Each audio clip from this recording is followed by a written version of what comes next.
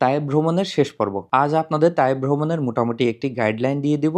আমরা মিসফালা রোড থেকে এখানে ট্যাক্সি নিয়ে রওনা হয়েছি। আমাদের লেগেছে 250 রিয়াল, সময় লেগেছে 1 থেকে 1.5 ঘন্টা। সেখানে ঘুরে ফিরে আসতে আমাদের প্রায় 5 থেকে 6 ঘন্টা মতো সময় লেগেছে। আপনাদেরকে জানিয়ে রাখি, ঘোরাঘুরি করার সময় কিছু কিছু জায়গায় ভিসা চেক করে। সেক্ষেত্রে আপনারা ভিসার কপি কিংবা সফট কপি মোবাইলে দেখালেও চলে। পাসপোর্ট তেমন একটা চেক করে না, তারপরেও সাথে রাখা ভালো। আমাদের সাথে আছে বাংলাদেশি ড্রাইভার ভাই, খুবই ভালো মানুষ। আসসালামু আলাইকুম রহমতুল্লাহ বারাকাতুহু। আমি বাংলাদেশি, আমার দেশের বাইকে নিয়ে যাচ্ছি তাইব ইনশাআল্লাহ জিয়ারার জন্য। সবাই দোয়া করবেন যাতে সব করে ইনশাআল্লাহ পয়েন্ট ঘুরায় দেখাইতে পারি, সহিত আমার আবার মক্কা ফিরে আসতে পারি। এছাড়াও আমার আম্মু ও 2 আন্টি। আসসালামু আলাইকুম। আমরা এখন তায়েব শহরে যাচ্ছি। আমরা তায়েফে যাচ্ছি।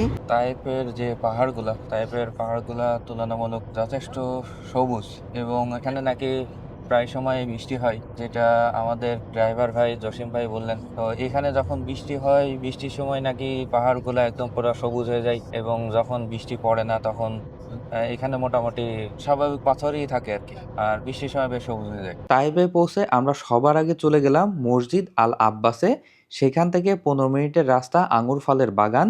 এখানেই মসজিদ আল আদ্দাস ও খলিফা আলী রাদিয়াল্লাহু তাআলা আনহুর প্রশাসনিক ভবন ও মসজিদ।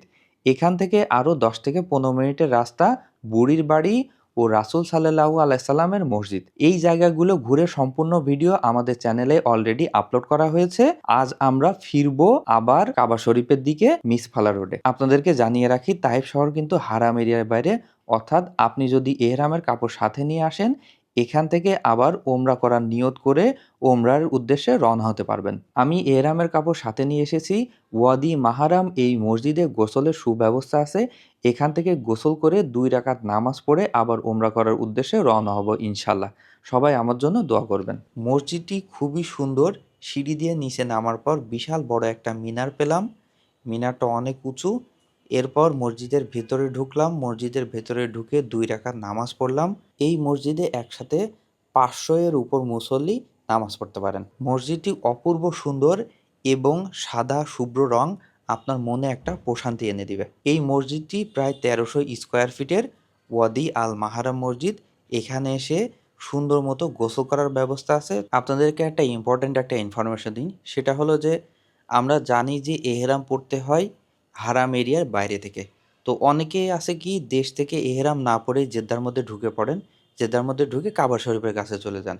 তারা কিন্তু চাইলে এই আল মিকাত ওয়াদি মাহারাম মসজিদে এসে আবার এহরাম পড়ে তারপর হারাম এরিয়ার মধ্যে যেতে পারেন।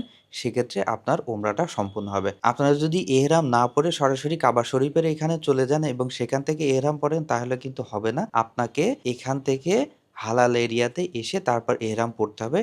এখন যেহেতু আয়েশা মসজিদ নিয়ে অনেক তর্ক বিতর্ক আছে, এখান থেকে এহরাম পরা যায় আবার এহরাম পরা যায় না, স্পেশালি পুরুষদের নিয়ে। সো এই তর্ক বিতর্কে কেউ জড়াতে না চাইলে তারা এখানে এসে এহরাম পরে কাবার দিকে রওনা হতে পারবেন। তবে এই পর্যন্ত কিন্তু বাস আসে না, কারণ এটা ভূপৃষ্ঠ থেকে প্রায় 6000 মিটার উঁচুতে অবস্থিত। এখানে শুধুমাত্র ট্যাক্সি আসে। আপনাদেরকে একটা ভালো ইনফরমেশন দিই, সেটা হলো মিসফালা রোড থেকে এখানে এসে আবার মিসফালা রোডে ফিরে যেতে ট্যাক্সিতে 40 থেকে 50 রিয়াল মতো লাগে। এই যে মসজিদ আল ওয়াদি, এই মসজিদ আল ওয়াদির পাশেই কিন্তু অনেক দৃষ্টিনন্দন সুন্দর সুন্দর পাহাড়, যেগুলো দেখলেই আপনার মন ভরে যাবে। এবং এখান থেকেই এহরাম বেঁধে আরেকটা ওমরা করতে যাচ্ছি ইনশাল্লাহ। সবাই আমার জন্য দোয়া করবেন। আসসালামু আলাইকুম। আপনাদেরকে জানিয়ে রাখি, আমরা এসেছি এক পথে কিন্তু ফিরে যাচ্ছি অন্য এক পথে। এই পথে আমরা পাহাড় থেকে নেমেই চলেছি, আর পাহাড়ের এই বিশালতা আমাদেরকে মনে করিয়ে দিচ্ছে আল্লাহ তাআলার সৃষ্টির কাছে আমরা কত ক্ষুদ্র। নামছি আর অনুভব করছি তায়েব শহর আসলে কত উঁচুতে অবস্থিত। এজন্যই হয়তো শহরটিতে এত ঠান্ডা অনুভব হয়। তবে অক্সিজেনের কোনো স্বল্পতা আছে বলে আমার কাছে মনে হয় নাই। কোথাও নিঃশ্বাস নিতে কোনো কষ্ট হয়নি। কি বিশাল পাহাড় আর কি অপূর্ব দৃশ্য! আর এই পাহাড় শুধু পাথরের। আমাদের দেশের পাহাড় যেমন মাটি ও সবুজে ঘেরা তেমন না, শুধু পাথর আর পাথর। আর দূরের আকাশ নীলাভ। তায়েব শহরে পৌঁছাতে যত সময় লাগলো, ফিরতে মনে হলো তার থেকে অনেক কম সময় লাগলো। পাহাড়ের বিশালতার মুগ্ধতা কাটতে না কাটতেই যেন পৌঁছে গেলাম। তবে ঘড়ির কাঁটার দিকে তাকিয়ে দেখি 1 ঘন্টা 20 মিনিট মতো সময় লেগেছে আমাদের ফিরতে। আজকের মতো এ পর্যন্তই। দেখা হবে অন্য কোনো ভিডিওতে। ভালো থাকবেন সবাই। আসসালামু আলাইকুম।